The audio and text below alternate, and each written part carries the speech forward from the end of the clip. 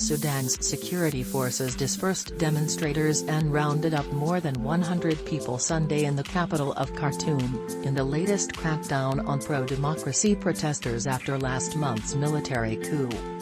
The Sudanese military seized power October 25, dissolving the transitional government and arresting dozens of officials and politicians.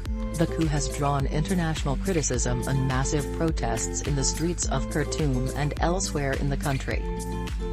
The takeover has upended the country's fragile planned transition to democratic rule, more than 2 years after a popular uprising forced the removal of longtime autocrat Omar al-Bashir and his Islamist government.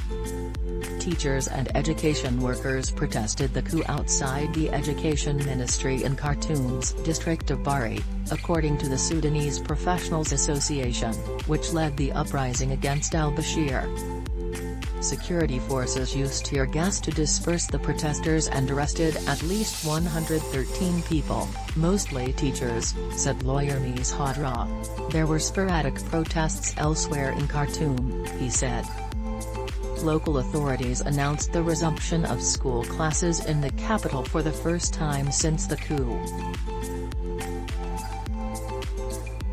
Sunday was the first of 2 days of nationwide strikes called by the SPA, which vowed to continue protesting until a full civilian government is established to lead the transition. Several shops and businesses in Khartoum were seen open, according to a video journalist with the Associated Press.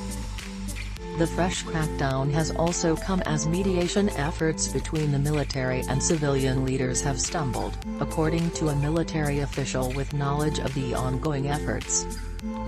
Mediators, including the United Nations envoy in Sudan, were still working to soften the stand of each side, as both are still stuck to their preconditions before engaging in meaningful, possibly direct talks, the official said, speaking on condition of anonymity because he was not authorized to.